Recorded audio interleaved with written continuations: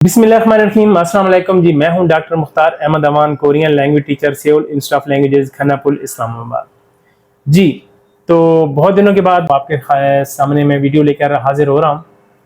जैसे कि पता है, बहुत ज़्यादा आप यहाँ पाकिस्तान में कुछ इंटरनेट के भी मसाइल थे, स्पेशली इस्लामाबाद में। तो बहुत ज़्यादा मसले थे, पिछले कुछ दिनों से चल रहे थे। तो उस वजह से भी फिर मैं थोड़ा सा आउट ऑफ स्टेशन था, तो इस्लामाबाद से बाहर था। उस वजह से भी जो है ना, वो वहाँ पे जहाँ पे था वहाँ पे भी सिग्नल का प्रॉब्लम था, तो मैं वो वीडियो नहीं बना सका, इसलिए माजरत। उससे पहले मैंने बताया था एक पोस्ट में, KLT ग्रुप में मैंने बता दिया था कि एक मीटिंग के हवाले से ओवरसीज में मेरी मीटिंग हुई थी मैनेजमेंट से। MD से मेरी बात पहले चीफ एग्जीक्यूटिव साहब से हुई थी, अकमल साहब से मीटिंग हुई थी, वो भी मैंने आपको डिटेल के साथ उनकी बताई। फिर उसके बाद दूसरे दिन मेरी MD साहब से भी मुलाकात हुई थी।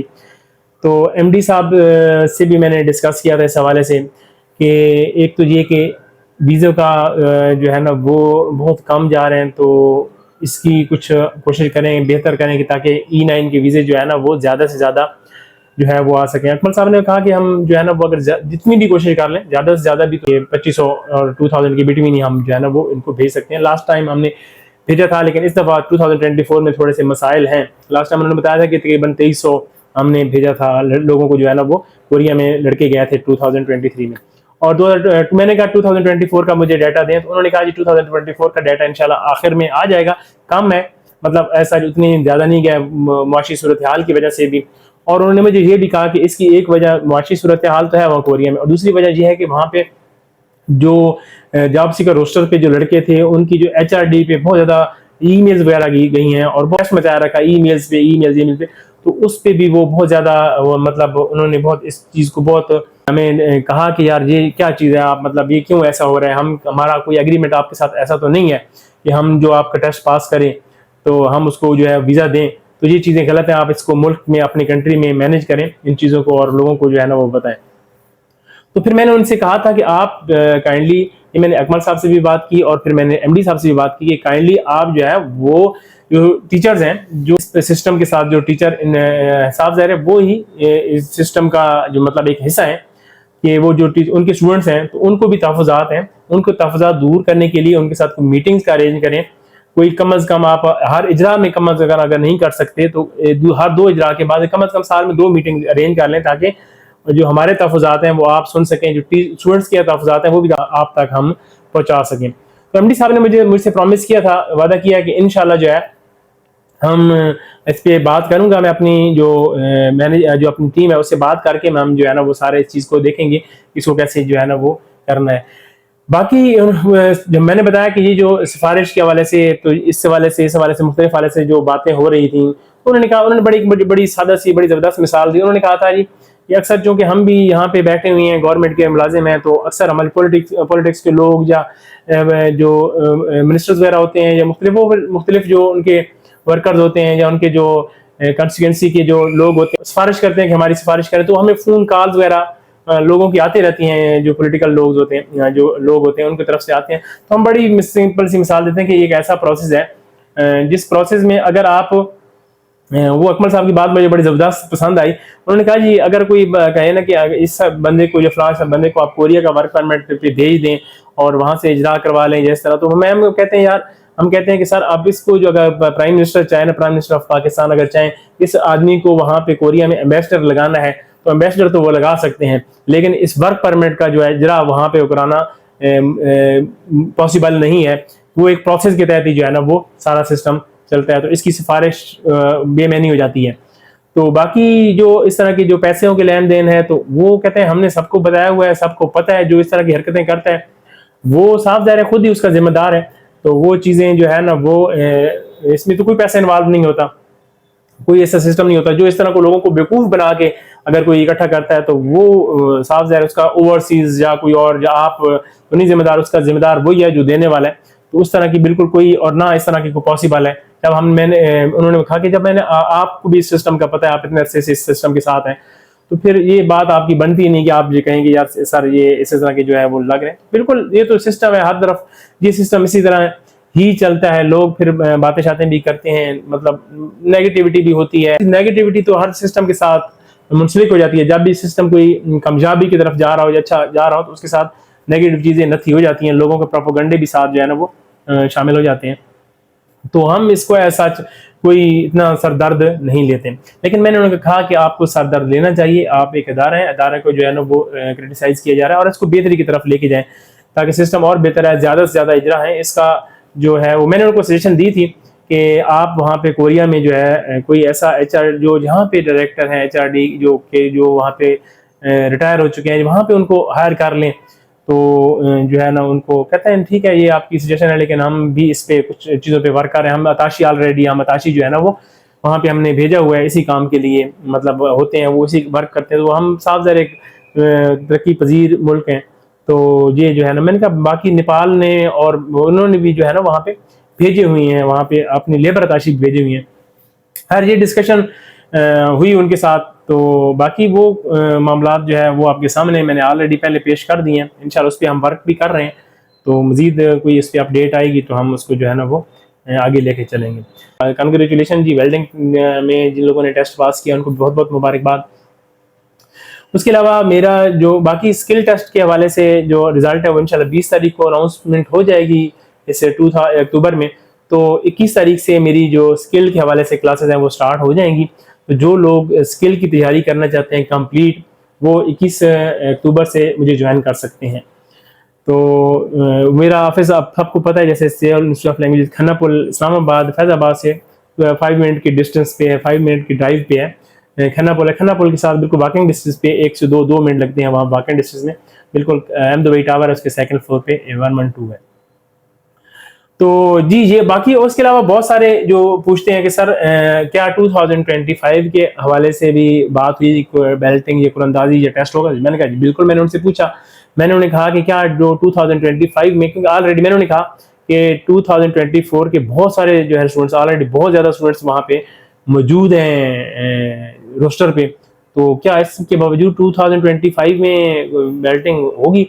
تو انہوں نے مجھ سے پوچھا, انہوں نے کہا کہ آپ کیا کہتے ہیں؟ میں نے کہا نہیں, میں کیونکہ ہمارا یہ کام بھی ہے صاحب ظاہر ہم پڑھاتے ہیں, لیکن ہم اسٹوڈنٹس کو بھی دیکھنا ہوتا ہے. میری اگر تجویز دیں گے ذاتی طور پہ تو میں نے کہا کہ نہیں ہونی چاہیے, لیکن انہوں نے کہا نہیں جی ہوگی.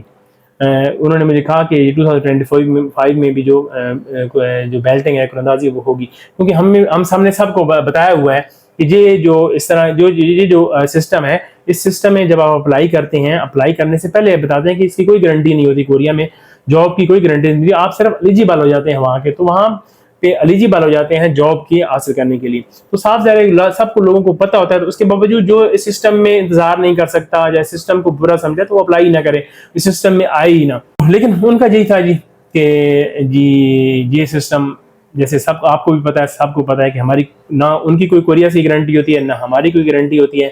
یہ ویزا جس کا جو آتا ہے وہ ہم اسی طرح اس کو آگے ڈیلیور کر دیتے ہیں, یہ قسمت کا کھیل ہے. تو باقی اس کی کوشش ہماری جاری ہے, ہم وہاں پہ کوریا میں بھی کوشش کر رہے ہیں اور لیکن ادھر بھی. لیکن یہ سسٹم اسے آپ انہوں نے لیب کا بھی بتایا کہ لیب جو ہے وہ آپ کو ادھر کراچی میں بھی بن گئی ہے. اس کے علاوہ جی میں نے ڈیٹا کے حوالے سے بتایا, میں نے کہا ہر جو ملک میں کوریا ہم نے کوئی ڈیٹا لینا تو ہم کوریا میں ویب سائٹس پہ جاتے ہیں, وہاں پہ ان کی جو ہے نا وہ صاف ظاہر ہے کورین میں تو ویب سائٹ ساری کورین لینگویج میں, اب عام بندہ یا عام لڑکا یا عام لڑکے کے لیے تو ایکسیس میں نہیں ہوتی.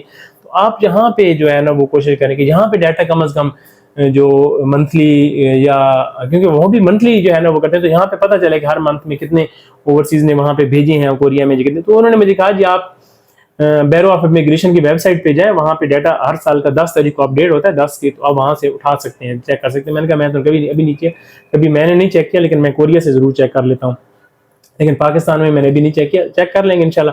اب آج کیا ڈیٹ ہے 7-8 ہے, تو نیکسٹ چیک کر لیں گے کتنے کیا پوزیشن ہے, کتنے لوگ جو ہے نا وہ جا رہے ہیں یا کیا پوزیشن ہے. تو یہ جو ہے نا وہ میری ڈسکشن ہوئی ہے جی. ہوپ فل اب یہ ساری چیزیں میں نے آپ کے سامنے ایسا جیسی میری گفتگو ہوئی ان سے ایسے میں نے آپ کو بتا دی ہیں. باقی نئی کلاسز ہماری 2025 کے لیے جو ہے نا وہ سٹارٹ ہو گئی ہیں, ہو چکی ہیں کورین لینگویج کے حوالے سے. جو اس میں پڑھنا چاہتے ہیں, جو لینگویج سیکھنا چاہتے ہیں, جو اس اپلائی کرنا چاہتے ہیں, وہ ضرور آئیں, جوائن کریں, کیونکہ پھر اس کے بعد اپلائی کرنے کا فائدہ ہی نہیں ہوتا. جب آپ اپلائی کرتے ہیں لینگویج آپ کو آتی ہے تو فیل ہو جاتے ہیں, پوری ایکسرسائز جو ہے نا وہ ضائع ہو جاتی ہے. لیکن کم از کم آپ نے لینگویج سیکھی ہو, آپ نے پڑھا ہو, تو آپ کم از کم پاس کر کے روسٹر پہ تو چلے جاتے ہیں. باقی تو پھر لک یا قسمت میں ہوتا ہے کہ کون جاتا ہے, کون پہلے جاتا ہے, کون بعد میں جاتا ہے.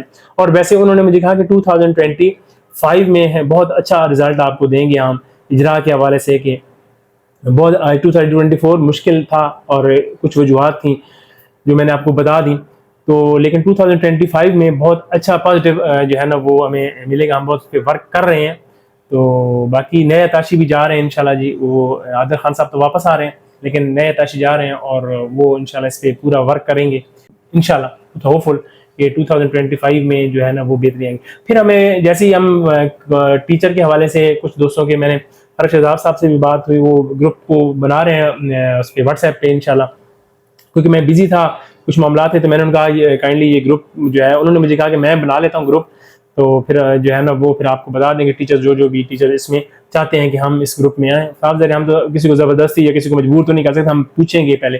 تو بالکل میں نے کہا ہاں بالکل آپ بنائیں. پھر اس میں جو ہے نا وہ ہم چیزوں کو ڈسکس کر دیں گے. اسلام آباد میں ہم جو بھی میٹنگ وغیرہ کرنی ہوگی میں انشاءاللہ اس کو ارینج کر کے آگے سارے جو ہے نا وہ ہم اس کو آپ کی بہتری کے لیے ہم کوشش کرتے رہیں گے کہ اللہ تعالیٰ جو ہے نا وہ آپ کے لیے آسانیاں کرے, آپ جلد سے جلد جو ہے نا وہ کوریا جائیں. تو وہ انشاءاللہ جیسے گروپ بن جاتا ہے اس کے حوالے سے فردر پھر جیسے ہی ٹیچرز کی میٹنگ ہوتی ہے, ہم تو اسٹوڈنٹ کے ساتھ کھڑے ہیں, ہم اوورسیز کے ساتھ بالکل بھی نہیں کھڑے, ہم اسٹوڈنٹس کے ساتھ کھڑے ہیں. اور ہم اوورسیز کے ساتھ میٹنگ بھی کریں گے تو اسٹوڈنٹ کی بہاف پہ ملیں گے. ہمارا تو کوئی ان کے ساتھ ایسا نہیں ہے, ہم اسٹوڈنٹس کی بہاف پہ ملیں گے. اسٹوڈنٹس کے مسائل ہی ہمارے پاس آپ ذرا ڈسکس کریں, انہیں کی تجویز دیں گے ان کی بہتری کے لیے.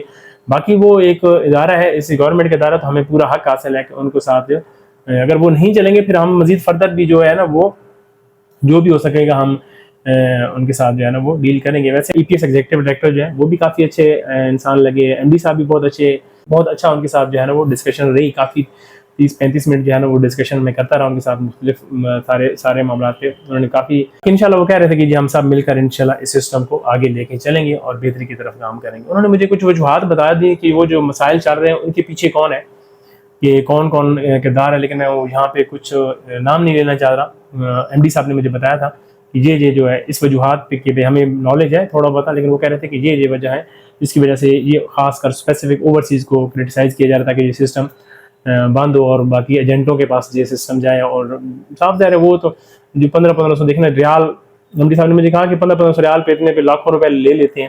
تو ہم تو اتنی بڑی تنخواہ ہے, 4-4.5 لاکھ 5 لاکھ تنخواہ ہے, تو اتنے تھوڑے سے پیسوں میں اوورسیز بھیج رہا ہے, تو تکلیف تو بہت ساروں کو ہو رہی ہے. تو لیکن ہماری کوشش ہوگی اور آپ کے مدد سے انشاءاللہ ہم اس سسٹم کو بچائیں گے, اور غریب جو یہاں پہ ورکر ہے, غریب لوگوں کی بہتری کے لیے ہم اس کو جو ہے نا وہ کنٹینیو کریں گے اور بہتری کی طرف اس کو زیادہ سے زیادہ بہتری کی طرف لے کے جائیں گے. شروع میں جیسے آپ کو پتہ تھا اور سارا مجھے انہوں نے ہسٹری بتائی کہ یہ ایسے ہے. تو بہرحال چلیں انشاءاللہ جی رابطے میں رہیں گے, ٹچ میں رہیں گے. بہت لمبی ویڈیو ہو گئی, تو دعاؤں میں یاد رکھیے گا جی. اللہ حافظ.